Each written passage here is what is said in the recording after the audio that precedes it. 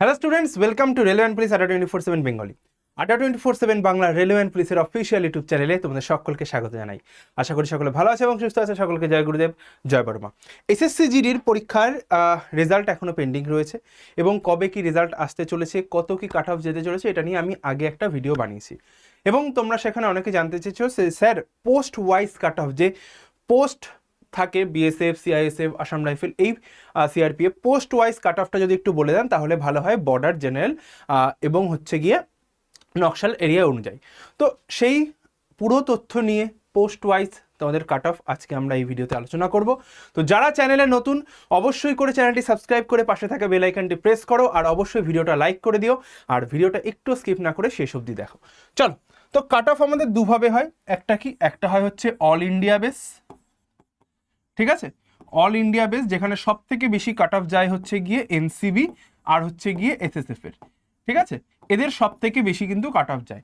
আর একটা হচ্ছে গিয়ে স্টেট ওয়াইজ। তো আমরা এই স্টেট ওয়াইজের মধ্যে আমাদের তো সব জেনে লাভ নেই, ওয়েস্ট বেঙ্গলের বেসে আমরা জানবো এবং কত কি যেতে পারে সেটাও আমরা দেখবো। চলো একটু দেখে নিই। যে দেখো এখানে সব বিএসএফ এর আছে, আমি মেনলি এটা বিএসএফ এর জন্য আলোচনা করছি।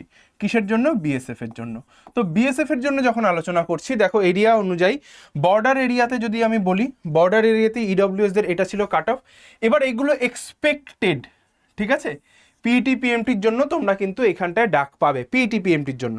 সেম ভাবে দেখো এটা ফাইনাল গিয়েছিল এবং এই যে কাট অফটা এটা আমি পিইটি পিএমটির জন্য বলছি। একটা ফাইনাল সেভ স্কোর আমি বলে দেবো ওভারঅল।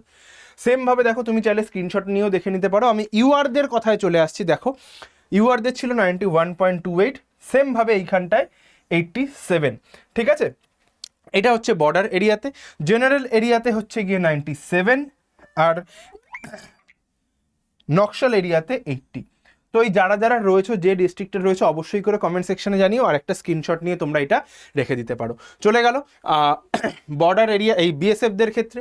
এবার চলে আসছি আসাম রাইফেলদের ক্ষেত্রে। দেখো প্রত্যেকটা স্ক্রিনশট নিয়ে এখানটায় কিন্তু লাগানো রয়েছে, ঠিক আছে। প্রত্যেকটা জায়গা তোমরা এখানটায় ইনফরমেশন দিয়ে দেওয়া রয়েছে। এগুলো কিন্তু নিয়ার অ্যাবাউট, ঠিক আছে, সব এক্সপেক্টেড। এর থেকে 1 বা 2 নাম্বার হেরফের হতে পারে, এদিক ওদিক হতে পারে 1 বা 2 নাম্বার, ক্লিয়ার। এর থেকে কম যাওয়ার সম্ভাবনাই কিন্তু বেশি, আমি কিন্তু সেইভাবেই রেখেছি। সেমভাবে এখানটায় সিআইএসএফ এর সাজানো রয়েছে, এখানটাতে সিআইএসএফ এর সাজানো রয়েছে। দেখো পোস্ট ওয়াইজ কিন্তু আমি এখানটায় পুরো সাজিয়ে দিয়েছি। এক্স সার্ভিসম্যানদের রেখেছি, এক্স সার্ভিসম্যানদের দেখো রয়েছে কিন্তু কাট অফ রয়েছে, এক্স সার্ভিসম্যানদের রয়েছে, এসটিদের রয়েছে, এসটিদের রয়েছে, ইউআরদের রয়েছে, সব কিন্তু এখানটায় রয়েছে। সেমভাবে এখানটায় সিআরপিএফদের কিন্তু রয়েছে, ঠিক আছে, সিআরপিএফদের এখানটাতে রয়েছে। তারপরে চলে আসবো হচ্ছে গিয়ে এখানটায় ইউআর দিয়েছি, এসসি দিয়েছি, হ্যাঁ ইডব্লিউএসও দিয়ে দিয়েছি, সবই এখানটায় দিয়ে দিয়েছি। দেখো প্রত্যেকটা এখানটায় তোমরা স্ক্রিনশট নিয়ে রেখে দিতে পারো। সিআরপিএফ এই যে পোস্টগুলো আমি তোমাদের বললাম, CRPF, CISF, Assam rifle, BSF, এই যে 4টে পোস্ট, এই 4টে পোস্টের কোয়ারিজ সব থেকে বেশি ছিল, সেই জন্য আমি এই 4টে পোস্ট নিয়ে আমি তোমাদের করে দিয়েছি। আদার্স কোনো পোস্টের তোমাদের দরকার কিনা সেটা আমাকে একটু বলো। এবার যদি আমি ওভারঅল সেভ স্কোরের কথা বলি, সেভ স্কোর যেটা নিয়ে, জেড স্কোরটা যদি তোমার থাকে, তোমার চিন্তা করতে হবে না হচ্ছে গিয়ে ফাইনাল রেজাল্টের কোনো চিন্তা করতে হবে না, তুমি চোখ বন্ধ করে দৌড় দেবে, ঠিক আছে। ফাইনাল রেজাল্টে তোমার কোনো চিন্তা করতে হবে না। আমি একটাই বলছি, ওভারঅল আমি ইউআর বেসে বলছি, তোমরা সবাই তার থেকে ওবিসি, এসসি, এসটি 5 থেকে 10, আর সমস্ত নকশাল এবং বর্ডার এরিয়াতে 5 থেকে 10 নম্বর তোমরা কমিয়ে রাখতে পারো। ওভারঅল যদি আমি বলি, দেখে নাও এখানটায় যা স্কোর আমি রেখেছি প্রায় 100 কোনোটা ছয়নি, কিছু কিছুর ক্ষেত্রে 100 কোনোটা ছয়নি, সরি, দেখে নিতে পারো এখানটাতে 100, 103, 105 এরকম, 110 এরকম রেখেছি। তো ওভারঅল আমি যদি বলি যে তোমার স্কোর যদি 110, 100 থেকে 110-এর মধ্যে হয়ে থাকে, 100 থেকে 110-এর মধ্যে যদি তোমার স্কোর এবছরে হয়ে থাকে, তোমার চিন্তার কোনো কারণ নেই। তুমি ফার্স্ট চয়েস না হলে সেকেন্ড চয়েস কিন্তু আরামসে পেয়ে যাবে। ফার্স্ট চয়েস না হলে সেকেন্ড চয়েস তুমি কিন্তু আরামসে পেয়ে যাবে 100 থেকে 110।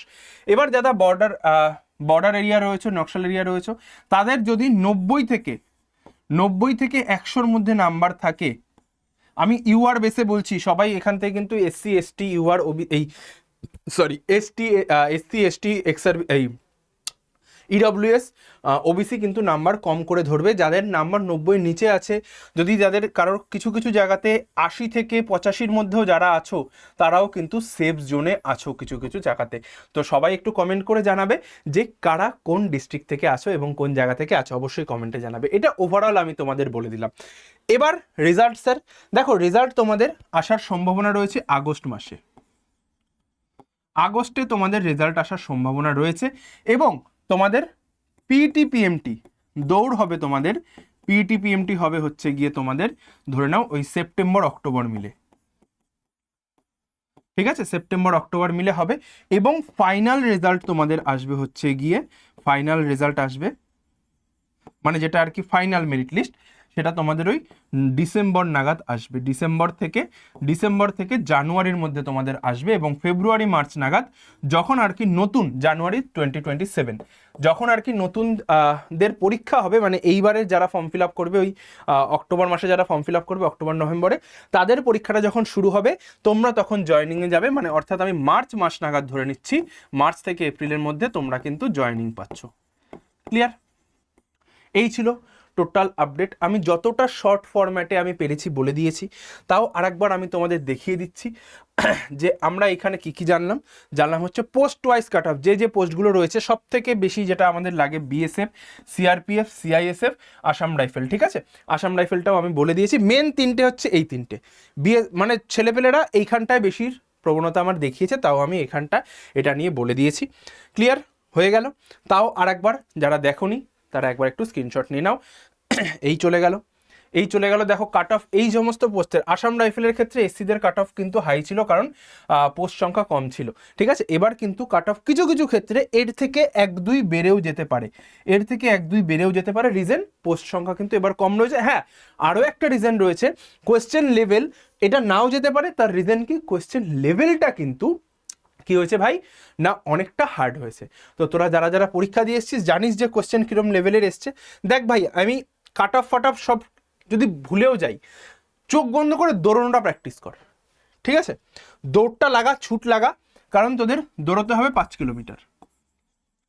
এই যে 5 কিলোমিটার দৌড়টা না, দেখবি অনেকে না মাঝপথে ছেড়ে দেয়, আমি দেখেছি এরকম প্রচুর দেখেছি যারা মাঝপথে ছেড়ে দেয়, যে 2.5 কিলোমিটার 3 কিলোমিটার পর বুকে হাঁসফাঁস আসছে, এই করে ছেড়ে দেয়। ভাই একটা জিনিস মনে রাখবি, হয় ফিনিশ লাইন ক্রস করব, না হলে ওখান থেকে হসপিটালে আসব। যা হোক, যদি এই মনে দৌড়তে পারিস যে হয় ওখান থেকে হসপিটালে যাব, না হলে ফিনিশ লাইন ক্রস করব, জীবনের এই একটাই শেষ দৌড় দিতে হবে ভাই। জীবনের এই একটা যদি শেষ দৌড় দিতে পারিস, আরামসে দেখবি 21 থেকে 22 মিনিটের মধ্যে ঢুকে গেছিস। বাড়িতে এখনো বলছি প্র্যাকটিস কর, সময় এখনো কিছু হাতে রয়েছে। 21 থেকে 22 মিনিটের মধ্যে যখনই ঢুকে পড়বি না, তখন দেখবি যে হাঁসফাঁস হোক, হসপিটালে যা, জল ছিটাকতে তুই ওখানে চিত হয়ে শুয়ে পড়, তোর সময় দেবে, কোনো অসুবিধা নেই। তো এইটা জীবনের শেষ দৌড় বলে দৌড়তে হবে। আর মেয়েরা যারা রয়েছিস, দেখ যদি মনে এইটা ভেবে দৌড়াবি যে হয় আমাকে এটা পাস করতে হবে, না হলে আমার বিয়ে দিয়ে দেবে বাড়িতে, বলেছে হয় এটা পাস করো নাহলে বিয়ে দিয়ে দেবে, পরের বছর একজন আসবে সে তোমরা বিয়ে করে নিয়ে চলে যাবে। তো এইটা যদি তুই মাথায় রেখে দৌড়তে পারিস, আরামসে 1.6 কিলোমিটার কোনো ব্যাপারই না, তোদের কাছে কোনো ব্যাপারই না, ঠিক আছে। তুই মনে করবি যে এটা হচ্ছে আমার লক্ষ্য, এটা জীবনের উদ্দেশ্য, আর কোনো কিছু দেখবো না, সামনে যা আছে নিয়ে দৌড়ে ঢুকতে হবে। হ্যাঁ, এবার অনেকে রিদম রাখে 5 কিলোমিটার দৌড়ানোর, অনেকে এরকমভাবে ভাগ করে, ঠিক আছে, অনেকে 1.5-2 ভাগ করে, অনেকে 1.5-2 ভাগ করে, অনেকে 2-2-1 ভাগ করে, ঠিক আছে, বিভিন্ন রকম ভাগ করে।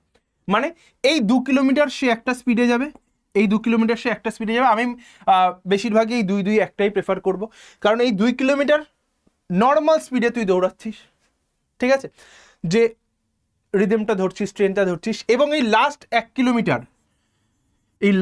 কিলোমিটার এমন একটা তোর সঙ্গে লোক থাকবে, আশপাশে লোকও থাকবে, কোনো অসুবিধা হবে না।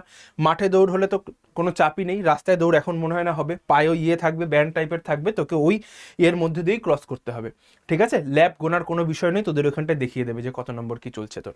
ক্লিয়ার? তো এই লাস্ট 1 কিলোমিটারটা জান প্রাণ লড়িয়ে দিতে হবে। এই 1 কিলোমিটারে ট্রাই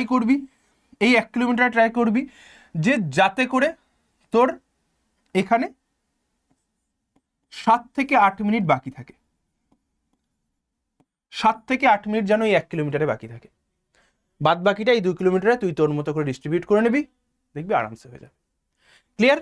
চল, আর বেশি কিছু বললাম না। যদি ভিডিও দরকার হয় বলিস, আমাদের যিনি ফিজিক্যাল ট্রেনার আছে তার থেকে দরকার হয় কিছু ইনফরমেশন নিয়ে আমি তাকে দরকার হয় সামনে এনে ভিডিও বানিয়ে দেবো, সেটা বা শর্ট ভিডিওতে হোক বা যে ভিডিওতে হোক। এই নাম্বারটা লিখে রাখ, আমি কথা দিচ্ছি এসএসসি জিডিতে বাংলা থেকে 1000+ সিলেকশন দেবো।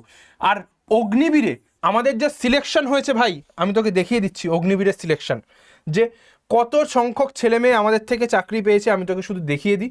দেখ, এই যে ডেটাটা রয়েছে, এই ডেটাটা যারা তোরা দেখতে পাচ্ছিস, এটা হচ্ছে শুধুমাত্র আমাদের অগ্নিবীরের সিলেকশন, ঠিক আছে? তোরা দেখে নে যে এত সংখ্যক ছাত্রছাত্রী অগ্নিবীরে সিলেক্ট হয়েছে। ইউটিউবে একটা 9 পয়সা নিনি পড়ানোর জন্য, প্রায় আমার কাছে ডেটা 287 285 এরকম কিছু একটা ছিল, এতজন আমার কাছে পাশ করেছে, দৌড়াতে যাবে এরা র্যালিতে, ঠিক আছে? 150 জনও যদি পাশ করে এখান থেকে, আরে ভাই 100 জনও যদি পাশ করে আমার কাছে সেটাই অনেক। তো এটাই বললাম, নাম্বারটা লিখে রাখ। তো দাদা, তোদের দাদা কথা দিচ্ছে ভাই, তোদের জীবন বিফলে যেতে দেবে না। এক একটা মিনিটের দাম, এক একটা সময়ের, এক একটা সেকেন্ডের দাম আমি দেওয়া করিয়ে দেবো।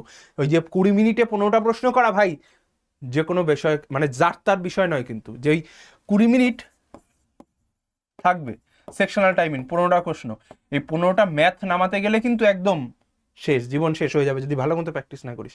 আমি আসি, সব দায়িত্ব নিচ্ছি, নাম্বারটা সেভ করে শুধু হোয়াটসঅ্যাপে হাই পাঠাই, এসএসসি জিডির গ্রুপে জয়েন হয়ে যা। জয় গুরুদেব, জয় বড়মা, ভালো থাকিস, সুস্থ থাকিস। দাদার চ্যানেলটাকে একটু সাবস্ক্রাইব করে দিস, আর একটা লাইক দিয়ে যাস যদি ভিডিওটা ভালো লেগে থাকে। কমেন্টে জানাস কে কোন ডিস্ট্রিক্ট থেকে আসিস। আরও একবার দেখিয়ে দিলাম কাট অফটা এখানটায় লেখা রইল, ঠিক আছে? প্রত্যেকে একটু পজ করে নিস, পজ করে স্ক্রিনশট নিয়ে নিস, আগে তো দেখিয়ে দিলাম, আর এই রইল নাম্বারটা। চল, দেখা হচ্ছে তাহলে তোদের সঙ্গে আবার আমার রেগুলার ক্লাস ঠিক সন্ধ্যে 6টায়। টাটা।